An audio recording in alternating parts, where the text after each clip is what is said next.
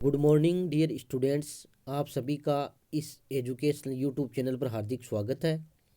प्यारे विद्यार्थियों, पिछले वीडियो में हमने स्वामी दयानंद सरस्वती के जीवन परिचय और आर्य समाज के उद्देश्य तथा उनके द्वारा लिखी गई रचनाएं आदि के बारे में अध्ययन किया था।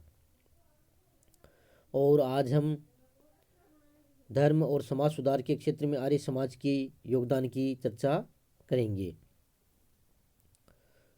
स्वामी दयानंद सरस्वती ने अपने विचारों के प्रचार प्रसार के लिए आर्य समाज की स्थापना की। महत्वपूर्ण है, 10 अप्रैल 1875 ईस्वी में बम्बई में उन्होंने आर्य समाज की स्थापना की। इस संस्था के माध्यम से उन्होंने अपने विचारों का प्रचार प्रसार किया और उनके द्वारा लिखी गई महत्वपूर्ण पुस्तक है सत्यार्थ प्रकाश। उनमें भी हमें सामाजिक और धार्मिक सुधारों के बारे में उनका विवेचन मिलता है। तो आर्य समाज ने सामाजिक सुधार में भी अपना योगदान दिया। दयानंद सरस्वती ने वर्ण व्यवस्था को जन्म के स्थान पर कर्म के आधार पर माना। उन्होंने जाति प्रथा तथा छुआछूत का विरोध किया और सामाजिक समानता पर बल दिया। उन्होंने स्त्रियों की दशा सुधारने पर भी बल दिया। उन्होंने बाल विवाह, बहु विवाह, सती प्रथा, दहेज प्रथा, प्रदा प्रथा आदि कुरीतियों का विरोध किया और स्त्री शिक्षा तथा विधवा विवाह का उन्होंने समर्थन किया। विधवा स्त्रियों की दशा सुधारने के लिए उन्होंने प्रयत्न किए। उन्होंने कई विधवा आश्रम भी स्थापित किए। उन्होंने वेदों के आधार पर यह बताया कि शूद्रों एवं स्त्रियों को भी वेद पढ़ने एवं यज्ञोपवीत धारण करने की मनाही नहीं है, यानी शूद्रों और स्त्रियों को भी उन्होंने वेद पढ़ने के अधिकारों पर बल दिया। और इसके साथ साथ उन्होंने स्त्री शिक्षा और स्त्री पुरुष की समानता पर भी बल दिया। तो ये सभी उनके सामाजिक सुधार थे। धार्मिक सुधार, आज स्वामी दयानंद सरस्वती और उनके आर्य समाज ने धार्मिक सुधार आंदोलन को भी प्रोत्साहन दिया। हिंदू धर्म में आई त्रुटियों को सुधारने का प्रयास किया। उन्होंने ईसाई एवं इस्लाम धर्म में व्याप्त कुरीतियों को भी उजागर किया। दयानंद सरस्वती वेद को हिंदू धर्म का आधार मानते थे, इसलिए उन्होंने वेदों की ओर लौटो का नारा दिया था। वे वेद को ईश्वर प्रेरित मानते थे। उन्होंने हिंदू धर्म के मूल स्वरूप पर बल दिया। उन्होंने मूर्ति पूजा, बहुदेववाद, अवतारवाद, पशु बलि आदि का विरोध किया। उन्होंने कर्मकांडों एवं अंधविश्वासों का विरोध किया। इम्पोर्टेंट है, स्वामी दयानंद सरस्वती ने शुद्धि आंदोलन चलाया। तो कई बार कॉम्पिटिशन एग्जाम्स में क्वेश्चन पूछा जाता है कि शुद्धि आंदोलन के प्रवर्तक कौन थे या शुद्धि आंदोलन क्या है। उन्होंने शुद्धि आंदोलन चलाया, जिसके माध्यम से उन हजारों हिंदुओं को वापिस हिंदू धर्म में शामिल किया जो किसी प्रलोभन या दबाव के कारण हिंदू धर्म को छोड़कर इस्लाम धर्म या ईसाई धर्म ग्रहण चुके थे। इस प्रकार ये शुद्धि आंदोलन हिंदू धर्म के पुनरुत्थान में भी सहायक हुआ। साहित्यिक और शैक्षणिक सुधार, उन्होंने आर्य समाज ने एवं उनके संस्थापक दयानंद ने साहित्यिक और शैक्षणिक सुधारों पर भी बल दिया। उन्होंने अपना महत्वपूर्ण ग्रंथ जो सत्यार्थ प्रकाश है वो हिंदी में लिखकर राष्ट्रभाषा के विकास में योगदान दिया। उन्होंने संस्कृत के महत्व को प्रतिपादित करते हुए उसके अध्ययन और अध्यापन हेतु प्रयास किए। आर्य समाज का मुख्य उद्देश्य अज्ञानता को दूर करना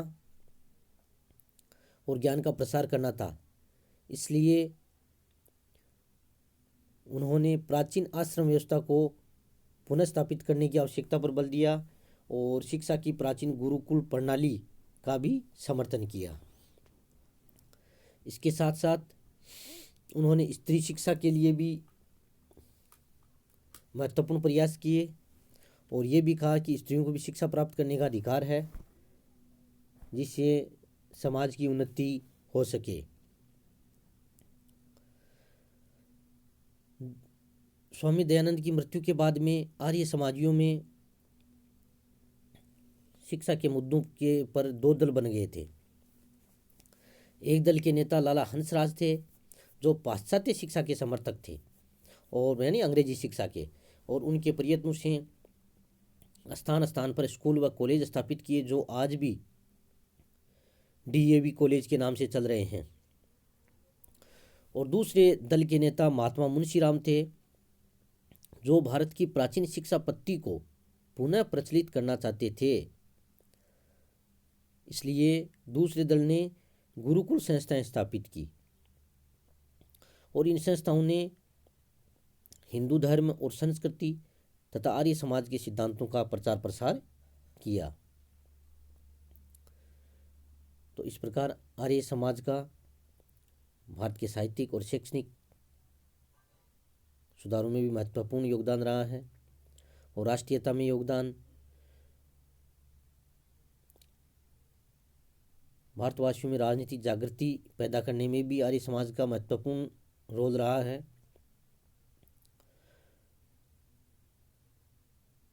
वेलेंटाइन शिरोल ने बताया कि आर्य समाज का उद्देश्य सुधार की अपेक्षा हिंदू धर्म को विदेशी प्रभाव से मुक्त करना था। उन्होंने भारत के प्राचीन गौरव की चर्चा करते हुए स्वावलंबन के विकास को प्रोत्साहन दिया। इससे राष्ट्रीयता और स्वराष्ट्र प्रेम की भावना को बल मिला। स्वामी दयानंद सरस्वती के एक जो जीवन लेखक हैं, उन्होंने लिखा था कि उनका मुख्य लक्ष्य राजनीतिक स्वतंत्रता था। वास्तव में वह प्रथम व्यक्ति थे जिन्होंने स्वराज्य शब्द का प्रयोग किया। इंपॉर्टेंट है बेटे, ध्यान रखना, वो प्रथम व्यक्ति थे जिन्होंने स्वराज्य शब्द का प्रयोग किया। वह प्रथम व्यक्ति थे जिन्होंने विदेशी वस्तुओं का बहिष्कार करना तथा स्वदेशी वस्तुओं का उपयोग करना सिखाया। वह प्रथम व्यक्ति थे जिन्होंने हिंदी को राष्ट्रभाषा स्वीकार किया। उन्होंने अपने ग्रंथ सत्यार्थ प्रकाश में लिखा है कि अच्छे से अच्छा विदेशी राज्य स्वदेशी राज्य की तुलना नहीं कर सकता। यानी उन्होंने स्वदेशी शासन पर बल दिया। भारत के राष्ट्रीय आंदोलन के महत्वपूर्ण नेता बाल गंगाधर तिलक, लाला लाजपत राय, गोपाल कृष्ण गोखले, इन्होंने भी आर्य समाज के सिद्धांतों से शिक्षा ग्रहण की थी और वे आर्य समाज से प्रभावित भी थे।